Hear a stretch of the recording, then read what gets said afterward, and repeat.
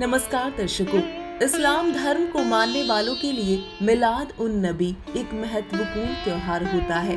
इसे ईद ए मिलाद के नाम से भी जाना जाता है। साथ ही इस पर्व को ईदों की ईद कहा जाता है। आपको बता दें कि मिलाद का अर्थ अरबी भाषा में जन्म से है, जो कि इस्लाम धर्म की स्थापना करने वाले पैगंबर हजरत मोहम्मद सल्लल्लाहु अलैहि वसल्लम के जन्मदिन और इंतकाल के दिन के रूप में मनाया जाता है। यानी मिलाद उन नबी खुशी के साथ साथ गम का त्योहार भी है, क्योंकि इस दिन मोहम्मद साहब का इस दुनिया में जन्म हुआ था, तो वहीं इसी दिन वो दुनिया से रुखसत भी हुए थे, यानी उनकी मृत्यु भी इसी दिन हुई थी। ये दिन पैगंबर हजरत मोहम्मद के इंतकाल की याद दिलाता है। वहीं इस्लाम धर्म से जुड़े लोग इस दिन घर व मस्जिद को सजाते हैं और अल्लाह की इबादत करते हैं। उनके द्वारा तरह तरह के पकवान बनाए जाते हैं। साथ ही इस दिन पवित्र कुरान को भी पढ़ा जाता है और गले मिलकर लोग एक दूसरे को ईद ए मिलाद उन नबी की मुबारकबाद देते हैं। लेकिन इस्लाम धर्म को मानने वालों को ये जानना बेहद जरूरी है कि क्या पवित्र आसमानी किताब कुरान में इस तरह के पर्वों को मनाने का आदेश अल्लाह का है। क्या पैगंबर हजरत मोहम्मद जी ने कभी इस तरह के त्योहार मनाए थे? क्या एक दिन की इबादत से अल्लाह से मिलने वाला लाभ हमें प्राप्त हो सकता है?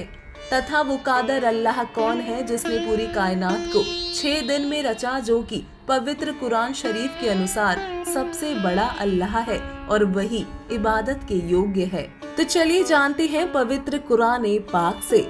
दर्शकों, सर्वप्रथम आपको बता दें कि पवित्र आसमानी किताब कुरान पाक में कहीं भी कादर अल्लाह का आदेश किसी त्योहार को मनाने का नहीं है और ना ही कभी हजरत मोहम्मद जी ने इस तरह के त्योहार मनाए थे, बल्कि कुरान ज्ञान देने वाले अल्लाह को कादर अल्लाह मानकर उसके बताए अनुसार हजरत मोहम्मद जी ने जी जान से उसकी इबादत की। लेखक मोहम्मद इनायतुल्लाह सुबहानी, अनुवादक नसीम गाजी फलाही, प्रकाशक इस्लामी साहित्य ट्रस्ट प्रकाशन, मरकजी मतकब्बा इस्लामी पब्लिशर्स दावत नगर, अबुल फजल एनक्लेव जामिया नगर नई दिल्ली से प्रकाशित पुस्तक जीवनी हजरत मोहम्मद के पृष्ठ 21 से 29, 33 से 34, 64, 307 से 315 में स्पष्ट है कि नबी बनने से पूर्व भी हजरत मोहम्मद जी का जीवन कष्टमय रहा। उन्हें एक अनाथ की तरह जीवन बिताना पड़ा। जब नबी बने तो हजरत मोहम्मद जी की आंखों के सामने उनके तीनों पुत्र कासिम, तैयब तथा ताहिर की मौत हो गई। इसके अलावा जब हजरत मोहम्मद 63 वर्ष के हुए तो 2 दिन असहाय पीड़ा के कारण दर्द से बेहाल होकर मृत्यु को प्राप्त हुए। विचार करें, जिस पिता के सामने तीनों पुत्र मृत्यु को प्राप्त हो जाएं, उस पिता को आजीवन सुख हो सकता है?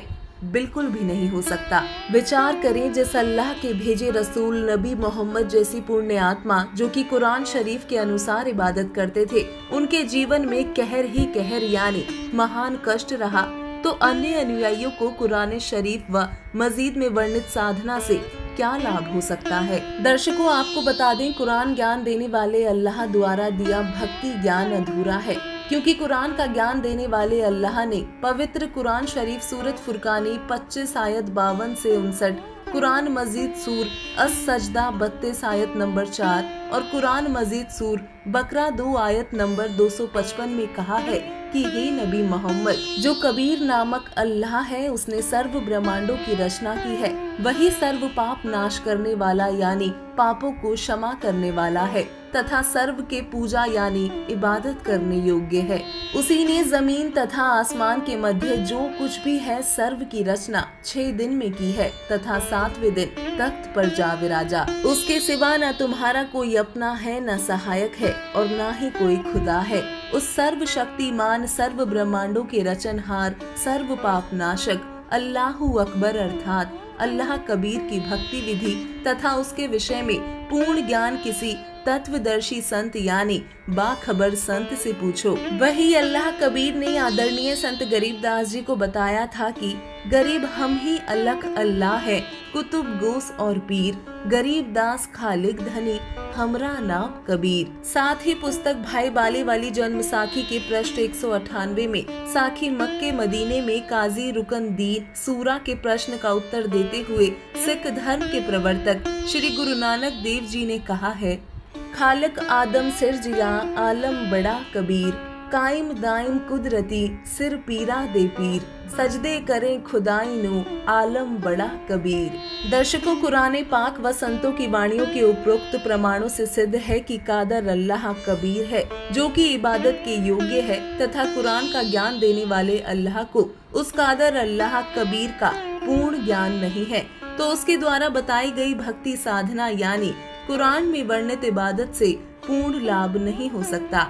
यही कारण है कि मुस्लिम धर्म गुरु, काजी, मुल्ला तथा पीर भी सत्य साधना तथा तत्व ज्ञान से वंचित है और अधूरे ज्ञान के आधार से गलत इबादत करके कुरान ज्ञानदाता के आदेश की अवहेलना करके पाप के भागी हो रहे हैं। क्योंकि कुरान शरीफ में पूजा की सही विधि नहीं दी गई, बल्कि किसी बाखबर संत के पास जाने के लिए कुरान ज्ञानदाता ने संकेत किया है। दर्शकों, वर्तमान समय में पूरे विश्व में संत रामपाल जी महाराज जी ही वो बाखबर संत हैं जो सभी पवित्र धर्मों के सदग्रंथों का सत्ज्ञान दुनिया के सामने रख रहे हैं तथा अल्लाह कबीर की इबादत का सच्चा मार्ग लोगों को बता रहे हैं, जिससे उनके द्वारा बताई गई इबादत से लोगों के जीवन में आने वाले कष्ट समाप्त हो रहे हैं तथा उन्हें अल्लाह से मिलने वाले सर्व सुख प्राप्त हो रहे हैं। अतः मुस्लिम धर्म के सभी अनुयायियों से निवेदन है कि आप भी बिना समय गवाए बाखबर संत रामपाल जी महाराज से अल्लाह अकबर की सच्ची इबादत को प्राप्त करें और अपने मनुष्य जीवन का कल्याण करवाएं। धन्यवाद।